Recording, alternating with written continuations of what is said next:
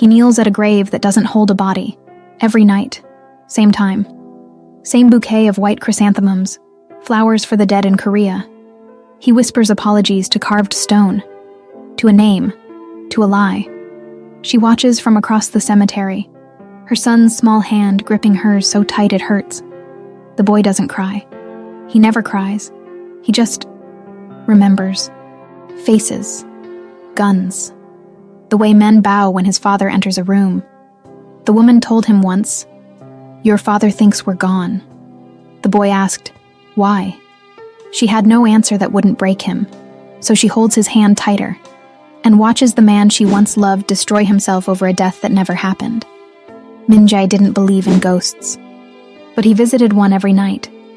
The cemetery in Gangnam wasn't like the traditional burial grounds scattered across the mountains outside Seoul.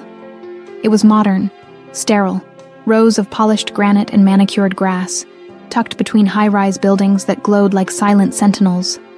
The kind of place where the dead rested among the living, separated only by a thin curtain of marble and money.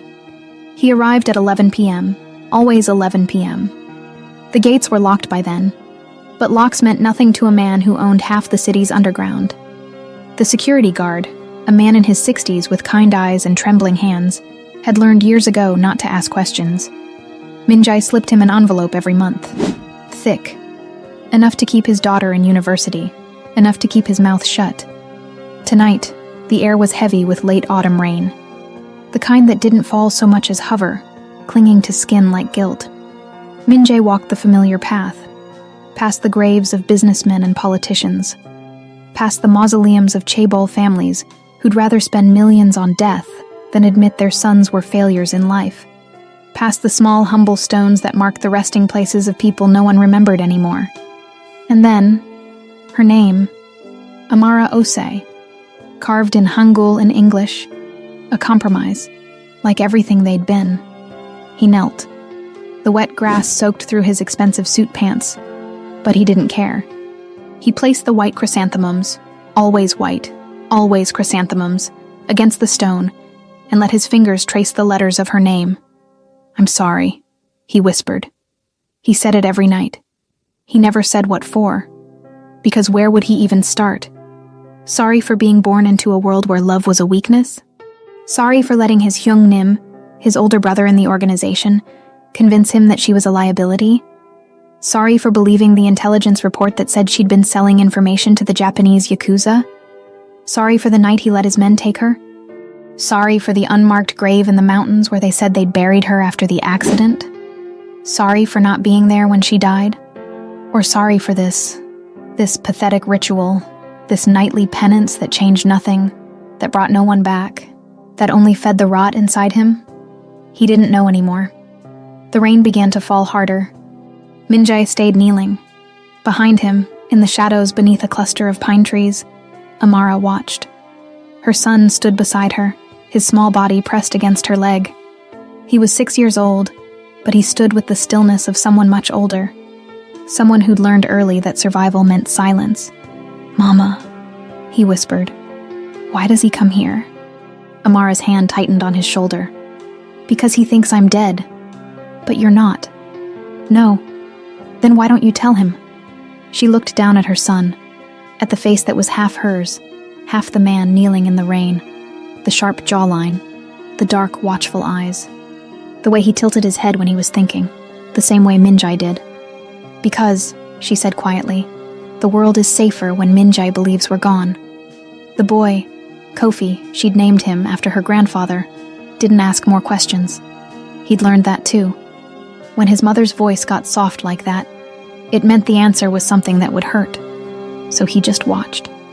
Watched the man in the expensive suit kneel in the rain. Watched him cry without making a sound.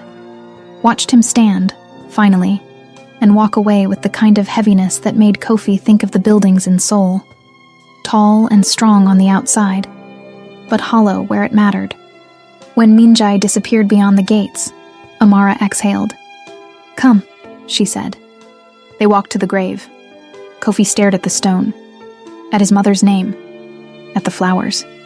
"It's strange," he said. "What is?" "He brings you flowers, but you're the one who's alive." Amara crouched beside him. She pulled him close, pressed her lips to the top of his head. "Sometimes," she whispered, "the dead aren't the ones in the ground." Min-jae returned to his car, a black Genesis GV80, bulletproof, tinted windows so dark they swallowed light. His driver, Sung-ho, waited behind the wheel, eyes forward, hands steady. Sung-ho had been with him for 12 years. 12 years of blood and silence and the kind of loyalty that couldn't be bought, only earned. "Home Hyung-nim?" Sung-ho asked. Min-jae didn't answer immediately. He sat in the back seat, rain streaming down the windows, and stared at nothing. "Drive," he said finally. "Anywhere." Sung-ho obeyed. They drove through Seoul's veins, Gangnam, Itaewon, Hongdae. Neon lights reflected off wet pavement, turning the streets into rivers of pink and blue and electric green. The city pulsed. It always pulsed. Even at midnight, Seoul never slept. It just changed masks. Min-jae's phone buzzed. He glanced at the screen. "Hyung-nim, we have a problem. The Russians are moving early. Need you at the warehouse." Jae-sung, his second in command. A man with a scar across his throat from a Yakuza blade and a smile that never reached his eyes. Min-jae typed back. "On my way." "Change of plans," he told Sung-ho. "Warehouse, Bukansan." Sung-ho's jaw tightened, but he said nothing. He took the next exit, headed north toward the mountains. The warehouse was a relic from the 90s. Corrugated metal, rusted and sagging, surrounded by forest and silence. It was one of the organization's oldest holdings, a place where problems were solved, where questions were answered, where people disappeared. Min-jae stepped out of the car into the cold mountain air. The rain had stopped here, replaced by mist that clung to the ground like breath. Jae-sung was waiting by the entrance, smoking a cigarette. He was in his late 30s, lean and sharp-edged, the kind of man who looked like he'd been carved out of something harder than bone. "Hyung-nim," he bowed slightly, respectful but not submissive. That was their dynamic. Min-jae led. Jae-sung executed. "What happened?" "Russians," Jae-sung said, flicking ash onto the ground. "They were supposed to wait until next week, but they moved tonight. Tried to intercept our shipment at Incheon." Min-jae's expression didn't change. "Did they succeed?" "No, we anticipated it. Moved the shipment yesterday." "Then what's the problem?" Jae-sung's smile flickered. "They took one of our men, Kim Do-hyun, young kid, new to the crew." Min-jae's chest tightened.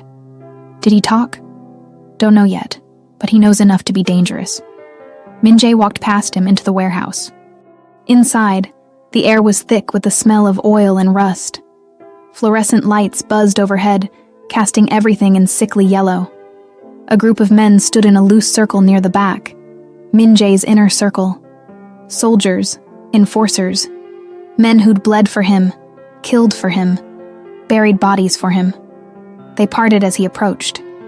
In the center of the circle, kneeling on the concrete floor, was a man Min-jae didn't recognize. Mid-40s, balding, wearing a cheap suit that was now torn and bloodstained. "Who is this?" Min-jae asked. Jae-sung stepped forward. "Russian, low level. We grabbed him after they took Do-hyun. Figured we'd trade." Min-jae crouched in front of the man, looked him in the eyes. The Russian spat blood onto the floor. "You think you scare me?" he rasped in broken Korean. "You think I talk?" Min-jae didn't blink. "I don't need you to talk. I need you to listen." He reached into his jacket, pulled out his phone, and dialed a number. It rang once, twice. Then a voice answered. Deep, Russian accent. "Da?" Min-jae handed the phone to the Russian on the floor. "Tell Volkov," Min-jae said calmly, "that I want my man back, alive, unharmed.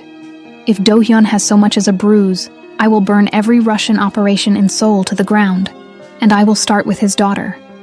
The Russian's eyes widened. "You're bluffing." Min-jae's smile was cold. "Try me."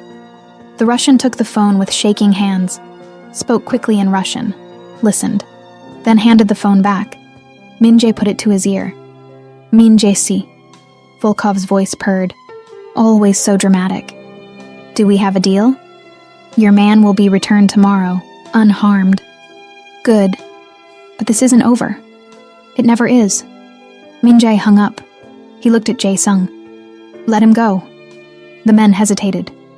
Hyung-nim, let him go. Jae-sung nodded. The Russian was hauled to his feet, dragged toward the door, and shoved into the night. When he was gone, Min-jae stood alone in the center of the warehouse. His men watched him, waiting for orders, waiting for direction. But Min-jae felt nothing.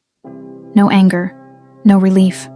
Just the same hollow ache that had lived inside him since the night Amara died. He turned and walked out. Behind him, Jae-sung exchanged glances with the others. He's getting worse, one of them muttered. Jae-sung said nothing, because he knew it was true. Across the city, in a small apartment in Seongsu-dong, Amara tucked Kofi into bed. The apartment was modest. 2 rooms, a cramped kitchen, windows that overlooked a tangle of power lines and graffiti-covered walls. Nothing like the penthouse she'd once shared with Min-jae, nothing like the life she'd had before. But it was safe. And safety, she'd learned, was worth more than luxury. Kofi lay on his side, clutching a worn stuffed elephant, the only toy he'd brought with him when they fled. Mama? Yes, baby? Does he know about me? Amara's breath caught. No. Will you ever tell him? She smoothed his hair, kissed his forehead. I don't know. Kofi's eyes, so much like Min-jae's, stared up at her. I think, he said quietly, he would want to know. Amara's throat tightened. Maybe, she whispered, but wanting and having are different things. Kofi didn't understand, not yet, but he would. One day, he would understand that love and survival rarely lived in the same house. She turned off the light and closed the door. In the kitchen, she poured herself a glass of cheap soju and sat at the table. On her phone, she scrolled through news articles. Korean-Russian tensions escalate in Seoul's underground. Police raid warehouse in Bukhansan, no arrests made. Min-jae Kang, the untouchable king of Seoul's night. She stared at the photo accompanying the last article. Min-jae in a tailored suit, standing outside a courthouse.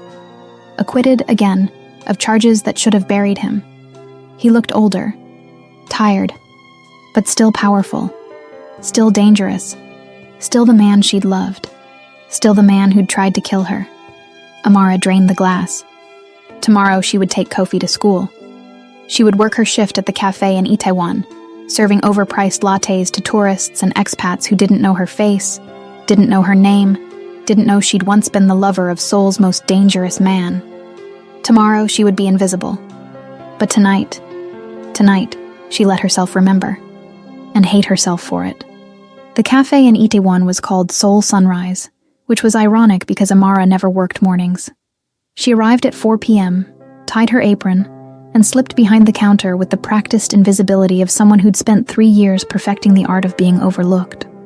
Her manager, Mrs. Choi, a woman in her 50s with permed hair and a voice like gravel, barely glanced at her. Table 6 needs cleaning, and we're out of oat milk again. Yes, Sajangnim. Amara moved through the cafe like a shadow, wiping tables, refilling sugar dispensers, smiling politely at customers who didn't see her face, only the uniform. It was almost meditative, until the door chimed, and he walked in. Not Min-jae, but someone worse. Jae-sung. Amara froze. Her pulse spiked, her breath caught, but she forced herself to keep moving. Keep wiping the table, keep her head down. Jae-sung didn't recognize her. How could he? The woman he'd known 3 years ago had worn designer dresses and diamond earrings. She'd walked into rooms with Min-jae on her arm, head high, untouchable. This woman, the one in the faded apron with her hair pulled back in a messy bun, with exhaustion carved into her face, was a stranger. Jae-sung sat at the counter. Americano, he said, iced. Mrs. Choi nudged Amara. You take it. Amara's hands trembled as she reached for the coffee cup. Breathe. He doesn't know. He can't know. She made the drink with mechanical precision, pumped the espresso, added ice, slid it across the counter. Jae-sung didn't look at her. He was scrolling through his phone, jaw tight, shoulders tense. Amara turned away. But then, "Hey." She stopped. Slowly, she turned back. Jae-sung was looking at her now, really looking. "Do I know you?" Her heart hammered. "No, sir." "You sure? You look familiar." "I have one of those faces." His eyes narrowed. For a long, terrible moment, Amara thought he'd figured it out. Thought he'd reach across the counter, grab her by the throat, drag her into the back room and call Min-jae. But then his phone buzzed. He glanced at the screen, frowned, and stood. Never mind. He left the coffee untouched, walked out. Amara's legs nearly gave out. Mrs. Choi frowned. "What was that about?" "Nothing," Amara whispered. But it wasn't nothing. Jae-sung had been this close to recognizing her, which meant she was running out of time. That night, after her shift, Amara didn't go straight home.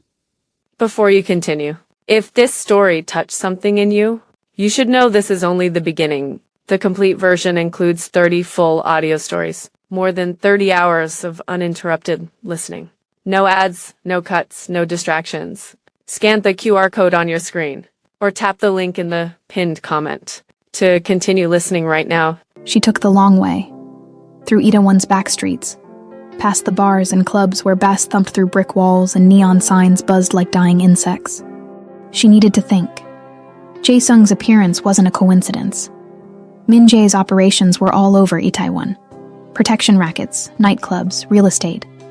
If Jae-sung was in the area, it meant Min-jae's reach was tightening, which meant staying invisible was getting harder. She turned a corner and nearly collided with a man. "Sorry," she muttered, stepping aside. But the man didn't move. Amara looked up. Her blood turned to ice. Min-jae. He stood 3 feet away, wearing a black overcoat, hands in his pockets, staring at her with an expression she couldn't read. For a moment, neither of them moved. The world narrowed to the space between them. The rain-slicked pavement, the distant hum of traffic, the neon glow painting his face in shades of red and blue. Amara's mind screamed at her to run, but her body refused. Min-jae's eyes swept over her face, searching. "Excuse me," he said finally.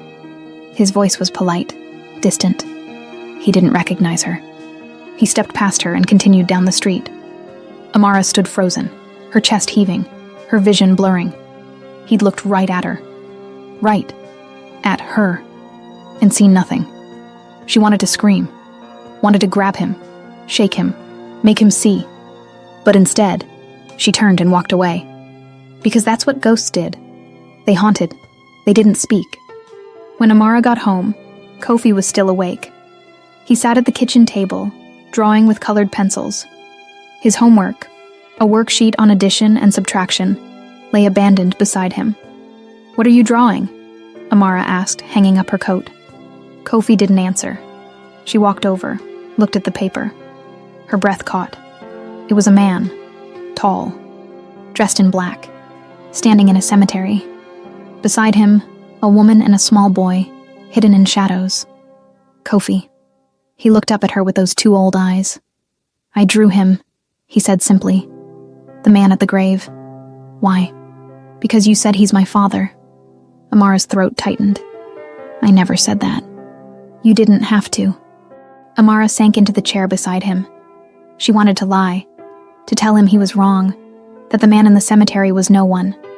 But Kofi was too smart for that. "Listen to me," she said quietly. "That man, he's dangerous. You loved him."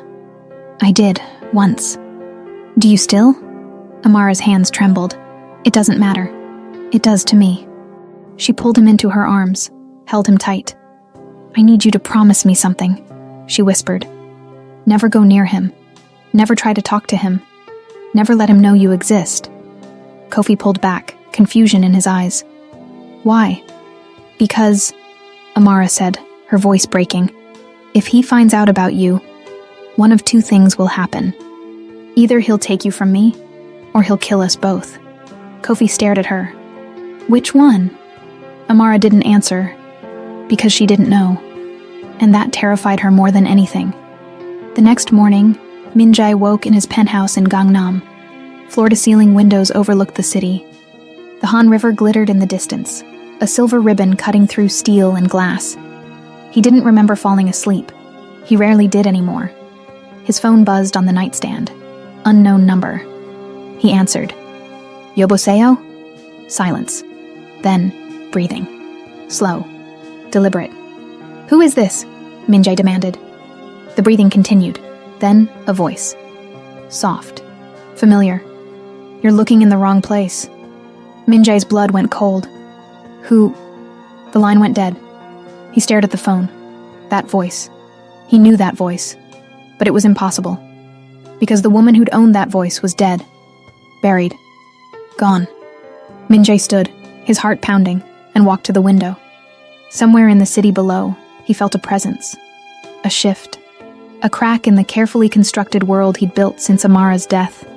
And for the first time in 3 years, Min-jae wondered, what if she wasn't really gone? What if he'd been mourning a lie? Min-jae stood in the cemetery at dawn. The groundskeeper was just unlocking the gates when he arrived, the old man's hands trembling as he fumbled with the keys. He didn't make eye contact. Didn't speak. Just stepped aside and let Min-jae pass. The way he'd done for 3 years. Min-jae walked the familiar path, but this time he didn't kneel. He stood before Amara's grave, hands in his pockets, and stared at the polished granite, at the carved letters that spelled out a life, at the dates that marked a beginning and an end. Amara Ose, 1996 to 2022, 26 years old when she died, when they said she died. The phone call from yesterday played on loop in his mind. That voice, soft, familiar, impossible. You're looking in the wrong place. Min-jae pulled out his phone and dialed. Jae-sung answered on the second ring, his voice thick with sleep. Hyung-nim? I need you to find someone. A pause, the sound of rustling. Jae-sung sitting up. Who? The men who buried Amara. The silence on the other end stretched so long, Min-jae thought the call had dropped. Hyung-nim, Jae-sung said carefully, his voice suddenly sharp, awake. That was 3 years ago. I know. Those men are. Scattered. Some retired. Some dead. Some disappeared into the countryside. Find the ones who are still breathing. Why? The question hung in the air between them. Min-jae's jaw tightened. Because I need to ask them a question. What question? Whether they actually buried a body. Another silence. Heavier this time. Dangerous. Hyung-nim. Jae-sung's voice dropped to barely above a whisper. You think she's alive? I don't know what I think, Min-jae said, his voice flat and cold. But I got a call yesterday. A voice I haven't heard in 3 years. A voice that shouldn't exist. That's impossible. Find them. Min-jae cut him off. Today. I don't care what it takes. I don't care who you have to threaten or pay or break. Find them. All of them. He hung up. He looked at the grave again. The white chrysanthemums he'd placed there last night were already wilting, their petals brown at the edges, dying, like everything he touched. If Amara was alive, that meant everything he'd believed for 3 years was a lie. It meant the guilt, the grief, the nightly visits to the cemetery, the whispered apologies to carved stone. All of it was theater, a performance for a ghost that didn't exist. It meant she'd watched him suffer, or worse. It meant she'd wanted him to suffer. Min-jae's hands curled into fists. If she was alive, he would find her. And then, he didn't know. That was the problem. He didn't know if he'd fall to his knees and beg forgiveness, or put a bullet in her head for making him believe she was dead. Across the city, Amara dropped Kofi off at school. The elementary school in Seongsu-dong was small and unremarkable, wedged between a convenience store that sold expired snacks and a shuttered factory with broken windows. The playground was a patch of cracked asphalt, with a rusted swing set that creaked in the wind. Nothing like the private academies in Gangnam where children learned English and violin before they could read. But it was safe. Anonymous. Invisible. Kofi's teacher, Miss Park, greeted them at the gate. She was young, mid-20s, with a warm smile, and the kind of optimism that hadn't been beaten out of her yet by low pay and overcrowded classrooms. Kofi's been doing so well, Miss Park said brightly, crouching to Kofi's level. His reading is excellent. And his drawings, they're so detailed. He has real talent. Amara's chest tightened. "Thank you," she said, her tone polite but final. "I have to get to work." Miss Park's smile faltered. "Of course. I just wanted to mention, there's a parent-teacher meeting next week. It would be wonderful if you could attend. We'll be discussing the children's progress and—" "I'll try," Amara interrupted. She wouldn't. She never did. Parent-teacher meetings meant other parents, meant conversations, meant someone asking questions she couldn't answer without lying. Where's the father? What do you do for work? Why does Kofi never talk about his family? Kofi looked up at her, his dark eyes too knowing for a 6-year-old. "Mama, can I show you something after school?" "What is it?" "A surprise." Amara crouched, cupped his face in her hands. "No surprises, baby, remember?" His expression dimmed. The light in his eyes flickered out. "Okay." She kissed his forehead and watched him walk through the gates, his backpack too big for his small frame, his shoulders hunched in a way that made him look like he was carrying the weight of the world. Because he was. He just didn't know it yet. When he disappeared inside the building, Amara turned and walked toward the subway station. She made it 3 blocks before she realized someone was following her. At first, it was just a feeling. The prickle of eyes on her back, the too convenient timing of footsteps behind her, the shadow that appeared in her peripheral vision and didn't disappear when she turned corners. Amara kept walking, her pace steady, her face neutral. She turned left at the next intersection. The footsteps turned left. She crossed the street mid-block, weaving between stopped cars, ignoring the honking horns and shouted curses. The footsteps followed. Her pulse quickened. Jay Sung. He recognized me. He sent someone. She ducked into a narrow alley between 2 buildings, barely wide enough for her shoulders, and pressed herself against the damp brick wall. The alley smelled like rotting garbage and stale urine. Graffiti covered the walls in angry slashes of paint. She waited. The footsteps approached, slowed, stopped. A shadow fell across the alley entrance, long and distorted in the morning light. Amara's hand slipped into her bag, fingers closing around the small knife she'd carried since the night she fled. It wasn't much, just a folding blade she'd bought at a hardware store for 15,001, but it was sharp, and in close quarters, sharp was enough. The shadow moved. A man stepped into the alley. Tall, broad-shouldered, dressed in dark clothes, black jeans, black jacket, black boots. His face was angular, Slavic, with pale skin and ice-blue eyes that swept over her like she was a problem to be solved. Not one of Min-jae's men. She didn't recognize him at all. "Amara Osei," the man said in heavily accented Korean. Russian. Her blood turned cold. "You have the wrong person." The man smiled. It didn't reach his eyes. "No, I don't." He took a step closer. Amara pulled the knife, flicked it open with a practiced snap. "Stay back." The man stopped. His eyes flicked to the blade, then back to her face. He didn't look afraid, just amused, like she was a child playing with a toy. "Volkov wants to meet you," he said. Amara's chest tightened. "I don't know any Volkov, but he knows you." The man tilted his head. "The African woman who loved Min Jae Kang. The woman who died 3 years ago." His smile widened. "Except you didn't die. Did you?" Amara's mind raced. The Russians. They knew. Which meant Min-jae would know soon. Which meant she had hours, maybe less, before her carefully constructed invisibility shattered. "I'm not going anywhere with you," she said, her voice steady despite the fear clawing at her throat. The man shrugged. "Then I tell Min-jae where to find you. And your son." Everything inside Amara went still. The world narrowed to the space between them. To the knife in her hand. To the smile on his face. "You're bluffing." "Am I?" The man pulled out his phone, turned the screen toward her. It was a photo of Kofi, standing outside the school, this morning, wearing the blue jacket she'd buttoned for him less than 20 minutes ago.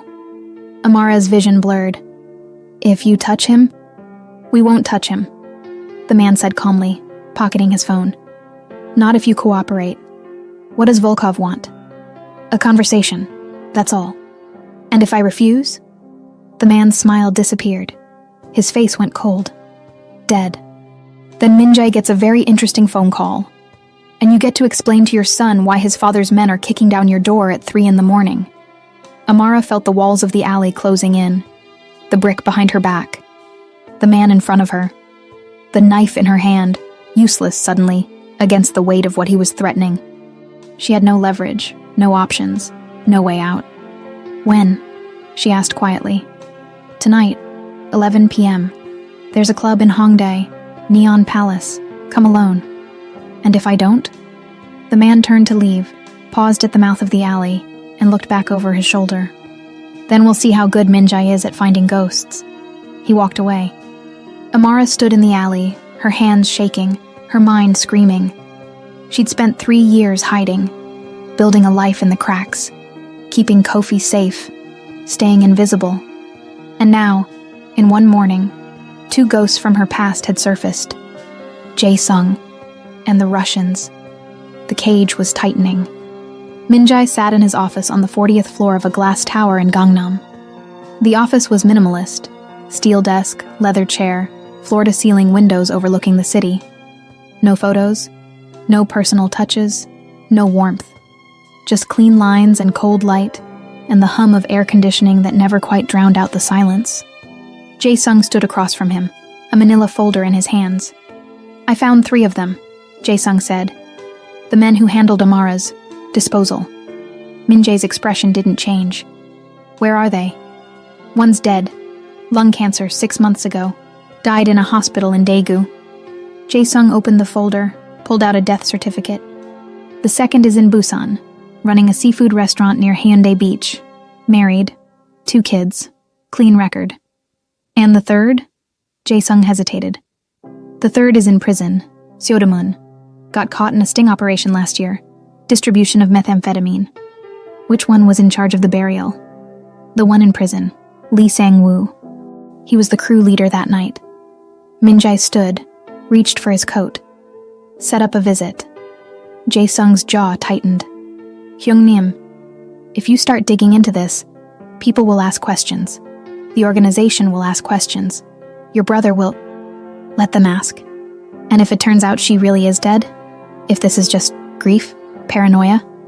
If you're chasing a voice that doesn't exist? Minjae's eyes went cold. Then I'll know, and I can stop wondering. Jae-sung studied him for a long moment. Then he nodded. I'll arrange it for this afternoon. Seodamun Prison was a relic from the Japanese occupation. Red brick walls, watchtowers, barbed wire. A place where history and suffering had soaked into the stones. Minjae sat in the visitation room across from Lee Sang-woo. Lee was in his early 40s, but prison had aged him. He was gaunt, hollow-eyed, his orange prison uniform hanging off his frame like a shroud. His hands trembled on the metal table between them. Hyung-nim, Lee said, his voice hoarse. I didn't expect. I never thought you'd... Where did you bury her? Minjae asked. Lee blinked. Who? Amara Osei. Lee's face went pale. All the blood drained out of it in seconds. Hyung-nim, that was 3 years ago. I don't... Where? The mountains, near Bukhansan. We buried her like you ordered. Deep. No marker. Just... gone. Minjae leaned forward. Did you see the body? Lee hesitated. That hesitation was everything. Did you see the body? Lee's hands trembled harder. Hyung-nim, answer me. No, Lee whispered, his voice breaking. I didn't see it. We were told she was already dead. Wrapped in plastic. Black tarp. Heavy. We just dug the hole and buried the package. Minjae's world tilted. The room spun. His pulse roared in his ears. Who gave you the package? I don't know. It was already there when we arrived. In the back of a van. We were just told to take it and bury it and never speak of it again. Who gave the order? Lee's eyes filled with tears. Your brother, Hyung-nim. He said you wanted it done quietly. No questions. No witnesses. Minjae stood. The chair scraped against the floor, a sound like nails on a coffin. His hands shook. His brother. The man he'd trusted more than anyone. The man who'd raised him after their parents died. The The man who'd convinced him Amara was selling secrets to the Yakuza. The man who'd arranged her death. Or her disappearance. Hyung-nim, Lee called after him, his voice desperate. Please, I only did what I was told. I never asked questions. Min-jae walked out. He didn't hear the rest. Outside, the sky was dark, the air cold and damp. Rain was coming. Jae-sung was waiting by the car, smoking a cigarette, his expression unreadable. Hyung-nim? Min-jae didn't answer. He pulled out his phone and dialed a number he hadn't called in 3 years. It rang. And rang.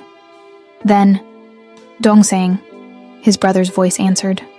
Warm, familiar. The voice that had comforted him when he was a child. The voice that had taught him how to survive. It's been a while. Min-jae's voice was ice. We need to talk. A pause, then a low chuckle. About what? Amara. The line went dead silent. Min-jae could hear his brother breathing. Where are you? His brother asked finally. Coming to you. No, not here. Meet me at the warehouse, Bukansan. Midnight. The same warehouse where problems were solved, where bodies disappeared. I'll be there, Min-jae said. He hung up. Jae-sung crushed his cigarette under his boot. Hyung-nim, this is dangerous. If your brother knows you're asking questions, I don't care. I don't care. Min-jae got into the car. Jae-sung stood outside for a moment, staring at the prison walls, then got behind the wheel. They drove in silence. That evening, Amara stood outside Neon Palace. The club was a pulsing monstrosity of bass and neon, tucked into a basement in Hongdae's maze of narrow streets and graffiti-covered walls. A line of young people snaked around the block, university students and tourists, dressed in their best imitations of wealth, shouting over the music that leaked through the walls. Amara walked past them, straight to the door. The bouncer, a man the size of a refrigerator, with a shaved head and a scar across his cheek, looked her up and down with dead eyes. Name? Volkov sent me. The bouncer's expression shifted. Something like fear flickered across his face. He stepped aside without another word. Amara descended into the noise. The club was a sensory assault. Strobing lights that turned movement into stuttering frames. Bodies pressed together, writhing, sweating. The air thick with alcohol and perfume and something chemical that made her head spin. She pushed through the crowd, her heart hammering, until she reached a door at the back marked private in Korean and Russian. 2 men stood guard. They looked like soldiers, clean-cut, alert, hands resting near their waists where she knew guns were hidden. They opened the door without a word. Inside, the noise disappeared. The room was soundproofed. Plush velvet couches, low amber lighting, a mahogany table in the center, art on the walls. Expensive. Stolen, probably. And seated at the head of the table, smoking a cigarette in a jade holder, was a man in his 50s with silver hair slicked back and cold blue eyes that looked like chips of Arctic ice. Volkov. Amara Osei, he said, his voice smooth and accented, cultured. Please, sit. Amara stayed standing. What do you want? Volkov smiled. Straight to business. I admire that. He gestured to the chair across from him with the cigarette holder. But please, sit, or I make a phone call. And Min-jae Kang learns some very interesting things about ghosts. Amara sat. Volkov studied her for a long moment, his eyes traveling over her face like he was memorizing every detail. Then he leaned back, took a drag from his cigarette. You're very good at hiding, he said, exhaling smoke. 3 years, no trace, not even a whisper. Impressive. I've had men looking for people who lasted less than 3 months. What do you want? Amara repeated. Information. I don't have any. Volkov laughed. A dry, humorless sound like wind through dead leaves. You were Min-jae Kang's lover. You lived in his world. You slept in his bed. You sat at his table while he planned operations. You know his weaknesses, his secrets, his patterns. That was 3 years ago. Things change. Do they? Volkov tapped ash into a crystal tray. Men like Min-jae don't change. They just get more dangerous. Amara's chest tightened. I know nothing that would help you. Then let me be more specific. Volkov leaned forward, his elbows on the table, his eyes locked on hers. Min-jae is expanding, aggressively. He's moving into territories that were promised to us. Shipments that should come to my organization are going to his. If you stayed until the end, it's because this story stayed with you. What you heard here is just a fragment. The full experience lives in 30 complete audio stories, carefully told with every emotion, every secret, and every moment that couldn't be shared on YouTube.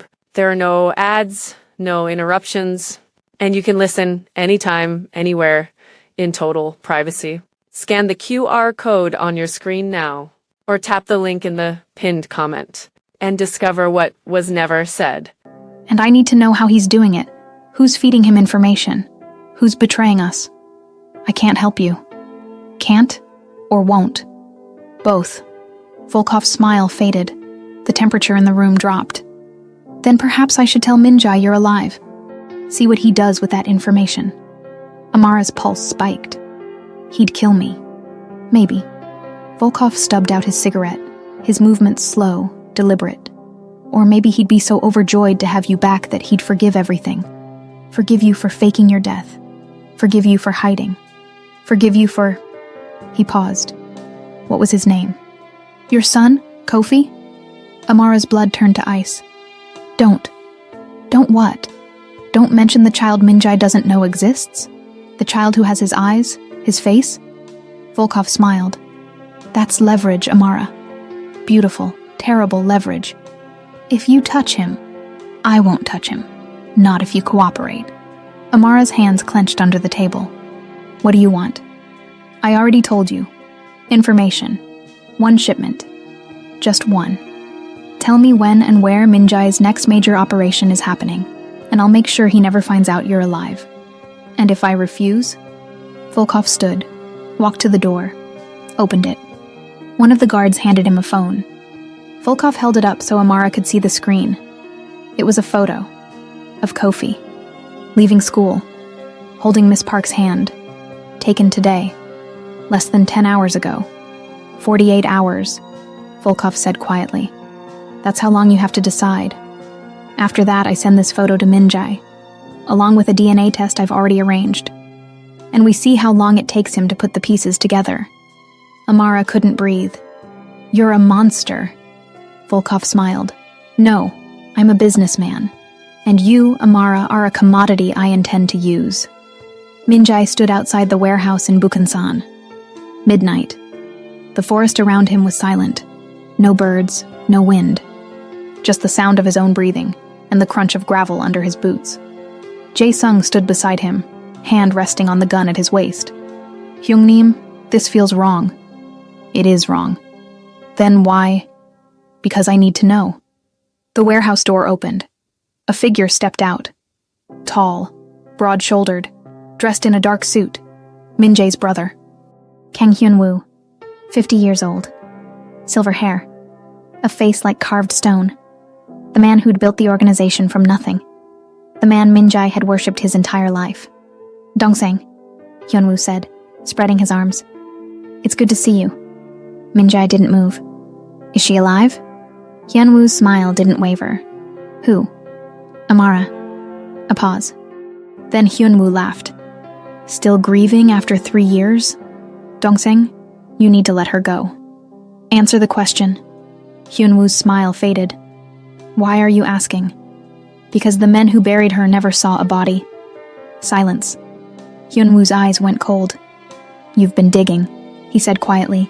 Is she alive? Hyun-woo sighed, reached into his jacket.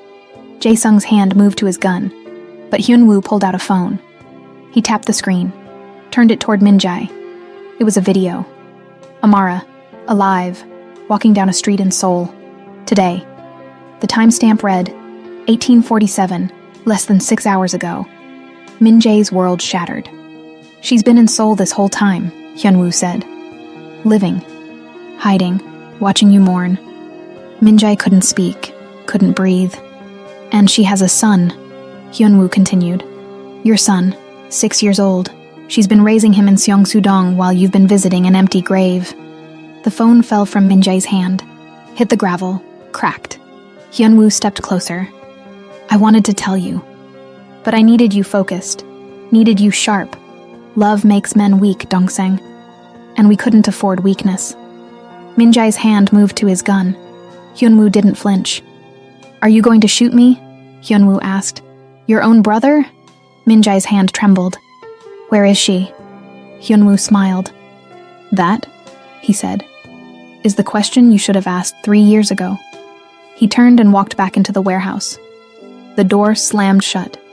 Minjae stood in the darkness. Jae-sung picked up the broken phone. Hyungnim. Minjae said nothing. He just stared at the warehouse, at the place where his entire life had just been revealed as a lie. Attention everyone.